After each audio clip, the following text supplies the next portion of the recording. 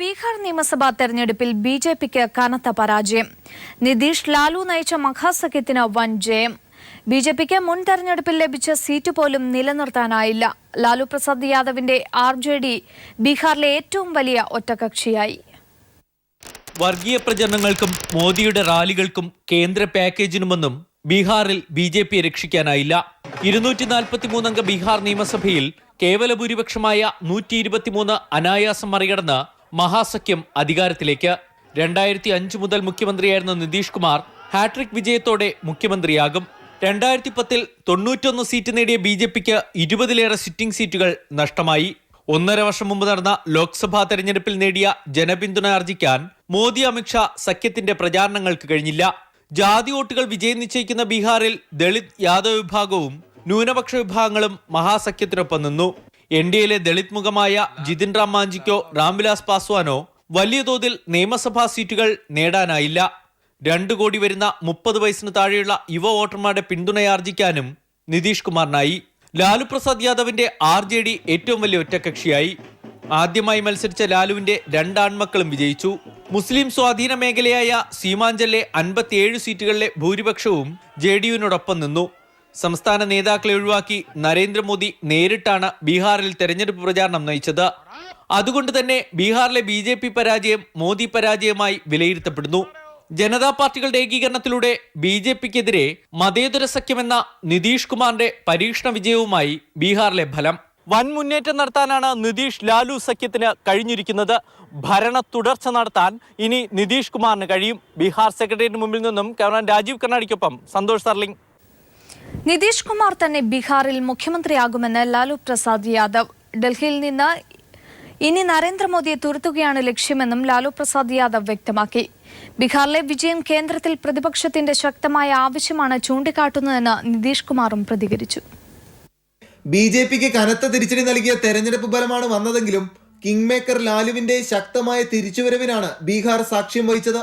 കാലിത്തീറ്റ കുംഭകോണ കേസിൽ ശിക്ഷിക്കപ്പെട്ടതിനെ തുടർന്ന് മത്സരിക്കാനാകാത്ത ലാലു അതേ കാലികളെ ചൊല്ലി വിവാദം നിറഞ്ഞു നിന്ന തെരഞ്ഞെടുപ്പിൽ വൻ ഭൂരിപക്ഷം നേടി തിരിച്ചു വന്നു. കഴിഞ്ഞ തവണ 22 സീറ്റ് മാത്രം നേടി അധികാരത്തിൽ നിന്ന് തൂത്തെറിയപ്പെട്ട ലാലു ഇത്തവണ 80 സീറ്റ് നേടി സർക്കാർ രൂപീകരണത്തിൽ നെടുംതൂണായി. അഴിമതിക്കാരനായ ലാലുവിന്റെ കൂട്ടുകൂടുന്നത് നിതീഷിന് തിരിച്ചടിയാകുമെന്ന് അലയൊടിച്ചെങ്കിലും ഇപ്പോൾ ലാലുവില്ലാതെ സർക്കാർ രൂപീകരിക്കാൻ കഴിയില്ലെന്ന അവസ്ഥയാണ്. സമൂസയിൽ ആലു ഉണ്ടെങ്കിൽ ബീഹാറിൽ ലാലു ഉണ്ടെന്ന പഴയ സ്വന്തം വാക്ക് ഒന്നുകൂടി ഊട്ടിയുറപ്പിച്ചു കുശാഗ്ര ബുദ്ധിക്കാരനായ ലാലു പ്രസാദ്. ഹാസ്യ കഥാപാത്രവും കോമാളിയുമായി പെരുമാറിയ ലാലു ദേശീയ രാഷ്ട്രീയത്തിന്റെ ഗൗരവകരമായ വഴിത്തിരിവിനാണ് വെന്നിക്കൊടി പാറിച്ചത്. നിതീഷ് കുമാർ തന്നെയാണ് മുഖ്യമന്ത്രിയെന്ന് ലാലു പ്രസാദ് വ്യക്തമാക്കി.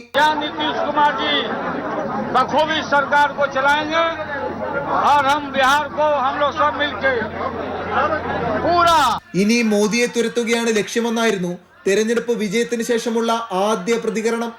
മുൻ വർഷത്തെ സീറ്റ് നിലനിർത്താനായില്ലെങ്കിലും മികച്ച മുഖ്യമന്ത്രി എന്ന പ്രതിച്ഛായയാണ് നിതീഷ് കുമാറിന് തുണയായത്. ദേശീയ രാഷ്ട്രീയത്തിലേക്കുള്ള ആദ്യ ചുവടുവയ്പായാണ് നിതീഷ് കേന്ദ്രത്തിൽ മികച്ച പ്രതിപക്ഷം ആവശ്യമാണെന്ന് തുറന്നടിച്ചതും. പഴയ വൈരികളായ നിതീഷിന്റെയും ലാലുവിന്റെയും ഒന്നിച്ചുള്ള ഭരണത്തിനാണ് ബീഹാർ ഇനി സാക്ഷ്യം വഹിക്കുക. ഇന്ത്യയിൽ വർഗീയതയുടെ കാഹളം മുഴക്കി LK അദ്വാനിയുടെ രഥയാത്ര ബീഹാറിലെ സമസ്തിപൂരിൽ വെച്ച് തടഞ്ഞ് ചങ്കൂറ്റം കാണിച്ച അതേ ലാലു നരേന്ദ്രമോദിയുടെ വിജയയാത്ര ബീഹാറിന്റെ അതിർത്തിക്ക് പുറത്തേക്ക് തൂത്തെറിയുന്നതിലും നിർണായകമായത് കാലം കാത്തുവച്ച ചിത്രം. മനുശങ്കരൻ, ന്യൂസ് ബ്യൂറോ, ദില്ലി. RSS മേധാവി മോഹൻ ഭാഗവതിന്റെ സംവരണ വിരുദ്ധ പ്രസ്താവനയും ബിജെപിയുടെ ദളിത് വിരുദ്ധതയുമാണ് ബീഹാറിൽ മോദി അമിത്ഷാ കൂട്ടുകെട്ടിന് കനത്ത തിരിച്ചടി നൽകിയത്. ബിജെപി ജയിച്ചാൽ പാകിസ്ഥാനിൽ പടക്കം പൊട്ടുമെന്ന അമിത്ഷായുടെ പ്രസ്താവന ബിജെപിയുടെ പതനത്തിന് ആക്കം കൂട്ടി. ബീഹാറിലെ ബിജെപിയുടെ മഹാപരാജയം വരാനിരിക്കുന്ന നിയമസഭാ തെരഞ്ഞെടുപ്പുകളെ വൻതോതിൽ സ്വാധീനിക്കും. എന്നും ജാതി രാഷ്ട്രീയമാണ് പാടലിപുത്രത്തിന്റെ ഗതിവിഗതികൾ നിർണയിച്ചത്. ബീഹാർ രാഷ്ട്രീയം അതിന്റെ ഏറ്റവും നിർണായകമായ ഒരു ഘട്ടത്തിലാണ് മോഹൻ ഭഗവതിന്റെ സംവരണ വിരുദ്ധ പ്രസ്താവന വരുന്നത്. ഇത് JDU-RJD സഖ്യത്തിന് നിർണായകായുധമായി മാറുകയായിരുന്നു. മാഞ്ചിയെയും പാസ്വാനെയും ഒപ്പം കൂട്ടി സവർണ പാർട്ടി എന്ന പ്രതിച്ഛായ മാറ്റി ദളിതരടക്കമുള്ളവരെ ഒപ്പം നിർത്താനായിരുന്നു ബിജെപിയുടെ ശ്രമം. ഈ നീക്കം പൊളിച്ചുകൊടുത്തതാകട്ടെ RSS മേധാവിയും. ബീഫ് കഴിച്ചുവെന്നാരോപിച്ച് അഖ്ലാഖിനെ ഹിന്ദുവർഗീയവാദികൾ തല്ലിക്കൊന്നതും ഫരീദാബാദിൽ 2 ദളിത് കുട്ടികളെ ചുട്ടുകൊന്നതും പിന്നോക്ക വോട്ടുകൾ BJPക്ക് അന്യമാക്കി.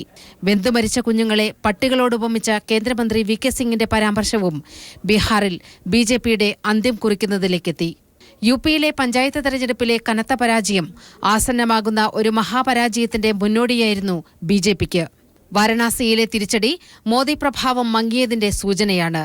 താഴെത്തട്ടിലേക്ക് വരെ ഇറങ്ങിച്ചെന്നുകൊണ്ട് താരപരിവേഷത്തിൽ മോദി നടത്തിയ പ്രചാരണ റാലികളിൽ 10,000ങ്ങളെ അണിനിരത്തിയെങ്കിലും അതൊന്നും വോട്ടായി മാറിയില്ല. ഹിന്ദുത്വത്തിന്റെ പേരിൽ മോദി സർക്കാർ അടിച്ചേൽപ്പിക്കാൻ ശ്രമിച്ച വർഗീയ അജണ്ട എല്ലാ വിഭാഗം ജനങ്ങളും ഏകമനസ്സോടെ തള്ളിയെന്നാണ് ബീഹാർ ഫലം ചൂണ്ടിക്കാട്ടുന്നത്. ബീഹാറിൽ BJP തരംഗം തകർത്തത് നിതീഷ് കുമാറിന്റെ വ്യക്തിപ്രഭാവമാണ്. ഇനി ദേശീയ തലത്തിലേക്കാണ് തന്റെ ശ്രദ്ധയെന്ന് നിതീഷ് പ്രഖ്യാപിക്കുമ്പോൾ അത് ഉയർന്നു വരാനിടയുള്ള ഒരു BJP വിരുദ്ധ മുന്നണിയുടെ ഉദയത്തെയാണ് കുറിക്കുന്നത്. Political desk. നരേന്ദ്രമോദി അമിത്ഷാ കൂട്ടുകെട്ടിനേറ്റ കനത്ത പരാജയമായി കൂടിയാണ് ബീഹാർ ജനവിധി വിലയിരുത്തപ്പെടുന്നത്. പ്രധാനമന്ത്രി നരേന്ദ്രമോദിയിൽ ജനങ്ങൾക്കുള്ള വിശ്വാസം നഷ്ടപ്പെട്ടു എന്നതും സമീപകാല തെരഞ്ഞെടുപ്പ് ഫലങ്ങൾ വ്യക്തമാക്കുന്നു. ജാതി സംഘടനകളെ ഒപ്പം കൂട്ടിയും വർഗീയ വേർതിരിവുണ്ടാക്കിയും വോട്ടുകൾ കേന്ദ്രീകരിക്കാമെന്ന അമിത്ഷാ തന്ത്രം. പ്രാദേശിക നേതാക്കൾക്ക് പുല്ലുവില നൽകി ഊണും ഉറക്കവും ഉപേക്ഷിച്ച് നരേന്ദ്രമോദി നേരിട്ട് നടത്തിയ തിരഞ്ഞെടുപ്പ് പ്രചരണം. വെന്നിക്കൊടി പാറിക്കാമെന്ന കണക്കുകൂട്ടലിൽ മോഡി അമിത്ഷാ ദ്വയം മാസങ്ങൾക്ക് മുമ്പേ തന്ത്രങ്ങൾ മെനഞ്ഞ് നടത്തിയ പ്രവർത്തനങ്ങൾ പൂർണ്ണമായും പരാജയപ്പെടുന്നതാണ് ബീഹാറിൽ കണ്ടത്. മോദി അമിത്ഷാ സഖ്യത്തിൻ്റെ വമ്പൻ പരാജയമാണ് അവിടെ ഉണ്ടായത്.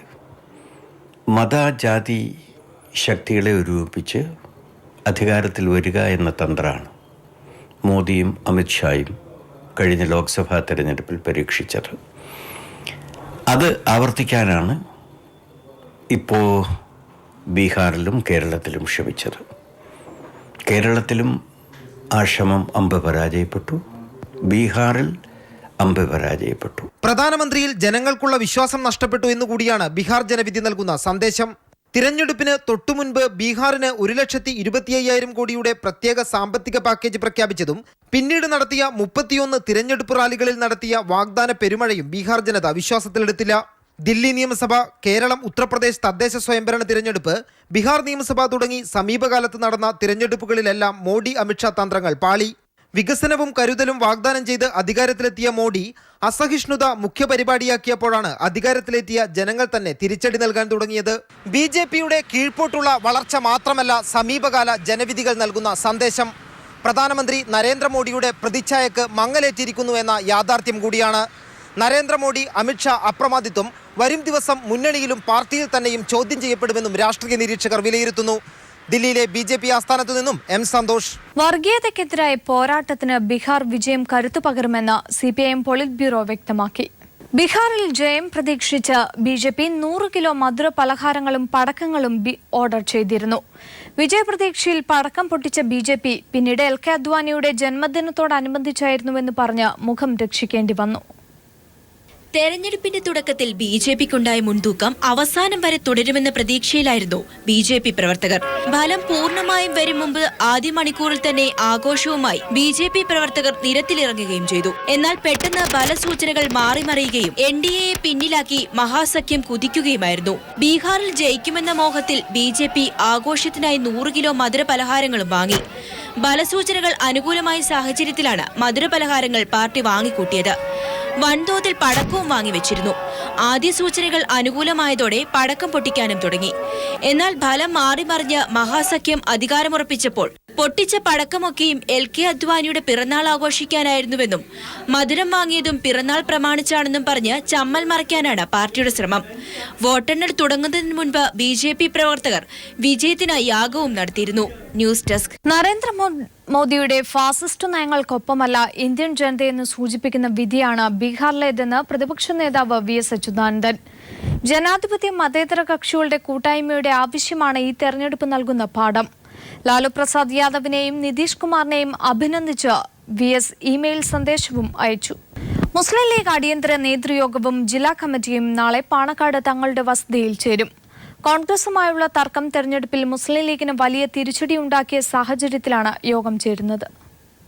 മലപ്പുറത്ത് കോൺഗ്രസുമായി ഏറ്റുമുട്ടിയപ്പോൾ പ്രതീക്ഷിക്കാത്ത പരിക്കാണ് മുസ്ലിം ലീഗിനുണ്ടായത്. മുസ്ലിം ലീഗിന്റെ കോട്ടയായ കൊണ്ടോട്ടി നഗരസഭ കൈവിട്ടു. UDFിനും ക്ഷീണം. 2010-ൽ 100-ൽ 8 LDF ഇപ്പോൾ 27 പഞ്ചായത്തുകൾ കൊണ്ടുപോയി, കൂടെ 3 നഗരസഭയും. കൊണ്ടോട്ടിയിലും പരപ്പനങ്ങാടിയിലും ലീഗിനെ വീഴ്ത്താൻ UDFിന് പുറത്തുള്ളവരുമായി കോൺഗ്രസ് സഖ്യമുണ്ടാക്കിയിരുന്നു. തെരഞ്ഞെടുപ്പ് സമയത്ത് വിഴുപ്പലക്കേണ്ടെന്നും ചർച്ചകൾ ഫലം വന്ന ശേഷമാവാമെന്നായിരുന്നു നേതാക്കളുടെ നിലപാട്. ഫലം വന്നതോടെ ഇരു പാർട്ടികൾക്കുമിടയിലെ അകലവും കൂടി. മലപ്പുറത്തിന് ഐക്യത്തിന്റെ ആവശ്യമില്ലെന്ന നിലപാടാണ് മുസ്ലിം ലീഗ് ജില്ലാ നേതാക്കൾക്കുള്ളത്. യോഗത്തിലെ പ്രധാന ചർച്ചയും UDFിലെ ഭിന്നിപ്പ് തന്നെ. ലീഗ് അധ്യക്ഷൻ പാണക്കാട് ഹൈദരലി തങ്ങളുടെ വസതിയിലാണ് യോഗം. News bureau, Malappuram.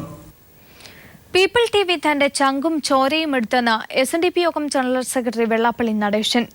SNDP BJP സഖ്യം തെരഞ്ഞെടുപ്പിൽ കാര്യമായ ഒരു ചലനവും സൃഷ്ടിക്കാതെ പോയ സാഹചര്യത്തിൽ പീപ്പിളിനോട് പ്രതികരിക്കുകയായിരുന്നു വെള്ളാപ്പള്ളി. ഹലോ, ശ്രീ വെള്ളാപ്പള്ളി, ഇത് ജോൺ ബ്രിട്ടാസ് ആണ്, പീപ്പിൾ സ്റ്റുഡിയോ. ജോൺ ബ്രിട്ടാസ് പണി കുറെ ചെയ്തില്ലേ? അതുകൊണ്ട് പണി ചെയ്ത് ഞാൻ നിങ്ങളോട് സംസാരിക്കുന്നില്ല. ഇയാൾ വന്ന് ഇങ്ങനെ പറയാനുണ്ട്. നമുക്ക് മുഖാമുഖം സംസാരിക്കാം. പണി കുറെ നിങ്ങൾ എന്റെ ചോരയും കരളും എടുത്തല്ലേ അവസാനിപ്പിക്കുള്ളൂ. അതുകൊണ്ട് പ്ലീസ്, ഞാൻ ഒന്നും പറയുന്നില്ല. തെരഞ്ഞെടുപ്പ് ഫലത്തോട് പ്രതികരിക്കാൻ പീപ്പിൾ TV ന്യൂസ് റൂമിൽ നിന്നും ടെലിഫോണിൽ വിളിച്ചപ്പോൾ വെള്ളാപ്പള്ളി നടത്തിയ പരാമർശമാണിത്. വെള്ളാപ്പള്ളിയെ പീപ്പിൾ TV ദ്രോഹിച്ചുവെന്ന അർത്ഥത്തിലുള്ള ഈ പരാമർശം നടത്തിക്കൊണ്ട് ചാനലിനോട് തുടർന്ന് സംസാരിക്കാൻ വെള്ളാപ്പള്ളി വിസമ്മതിക്കുകയും ചെയ്തു. വെള്ളാപ്പള്ളി രാഷ്ട്രീയ രംഗപ്രവേശനത്തിന് തയ്യാറെടുത്തപ്പോൾ പീപ്പിൾ TV പുറത്തുകൊണ്ടുവന്ന ചില വൻ വാർത്തകളാണ് അദ്ദേഹത്തെ ചൊടിപ്പിച്ചത്. മൈക്രോ ഫിനാൻസിന്റെ മറവിൽ വെള്ളാപ്പള്ളി നടത്തുന്ന വൻ തട്ടിപ്പാണ് രേഖാമൂലം പീപ്പിൾ പുറത്തുവിട്ട ആദ്യ വാർത്ത. സ്വാമി ശാശ്വതികാനന്ദ കൊല്ലപ്പെട്ടതാണെന്ന വെളിപ്പെടുത്തൽ അതിനു പിന്നാലെ ചാനൽ പുറത്തുവിട്ടു. വെള്ളാപ്പള്ളിയും കുടുംബവും നടത്തുന്ന ബിൽ ചിറ്റ്സിനെതിരായ ഓഡിറ്റ് റിപ്പോർട്ടാണ് അതിനുശേഷം ചാനൽ പുറത്തുവിട്ടത്. സ്വാമി ശാശ്വതികാനന്ദ കൊല്ലപ്പെട്ടതാണെന്നും അതിന്റെ സൂത്രധാരന്മാർ വെള്ളാപ്പള്ളിയും തുഷാറുമാണെന്നുമുള്ള പ്രവീൺ വധക്കേസ് പ്രതി സജീഷിന്റെ ദൃശ്യമൊഴിയും പീപ്പിൾ തന്നെയാണ് ജനങ്ങളിലേക്ക് എത്തിച്ചത്. ഈ വാർത്തകളിൽ ഒന്നിന്റെ പോലും ഉള്ളടക്കം നിഷേധിക്കുന്ന എന്തെങ്കിലും തെളിവുകൾ ഹാജരാക്കാൻ ഇതുവരെ വെള്ളാപ്പള്ളിക്ക് കഴിഞ്ഞിട്ടില്ല. അതിനും പിന്നാലെയാണ് തെരഞ്ഞെടുപ്പ് ഫലം എതിരായപ്പോൾ വെള്ളാപ്പള്ളി നടത്തിയ ഈ പരാമർശം. ഈ തെരഞ്ഞെടുപ്പിൽ കേരളത്തെയാകെ നയിച്ചുകൊണ്ട് പീപ്പിൾ TV നടത്തിയ മാധ്യമ ഇടപെടലുകൾക്കുള്ള പരോക്ഷ അംഗീകാരമായാണ് ഞങ്ങൾ ഈ പരാമർശത്തെ വിലയിരുത്തുന്നത്. ഹലോ, ശ്രീ വെള്ളാപ്പള്ളി, ഇത് ജോൺ ബ്രിട്ടാസ് ആണ്, പീപ്പിൾ സ്റ്റുഡിയോ. ജോൺ ബ്രിട്ടാസ് പണി കുറെ ചെയ്തില്ലേ? അതുകൊണ്ട് പണി ചെയ്ത് ഞാൻ നിങ്ങളോട് സംസാരിക്കുന്നില്ല. ഇയാൾ വന്ന് ഇങ്ങനെ പറയാനുണ്ട്. നമുക്ക് മുഖാമുഖം സംസാരിക്കാം. പണി കുറെ നിങ്ങൾ എന്റെ ചോരയും കരളും എടുത്തല്ലേ അവസാനിപ്പിക്കുള്ളൂ. അതുകൊണ്ട് പ്ലീസ്, ഞാൻ ഒന്നും പറയുന്നില്ല.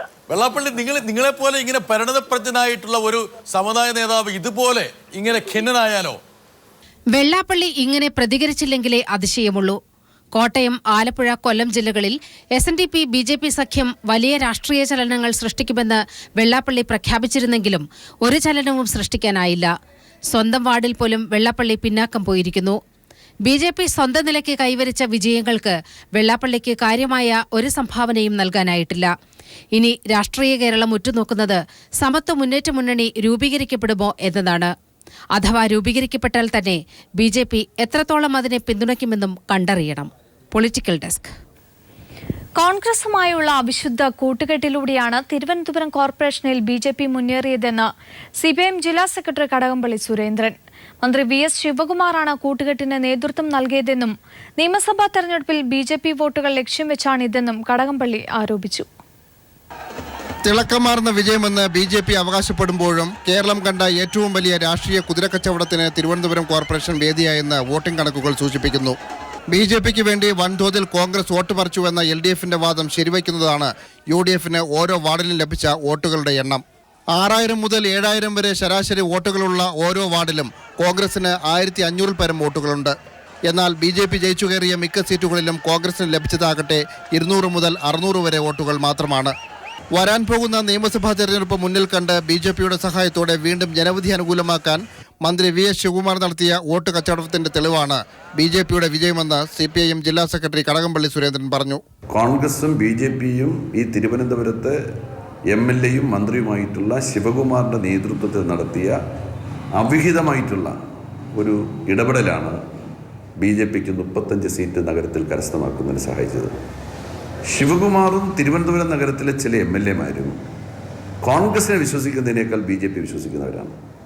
പകൽ കോൺഗ്രസും രാത്രി RSSും BJPയുമായിട്ട് പ്രവർത്തിക്കാനാണ് അവർക്ക് താല്പര്യം.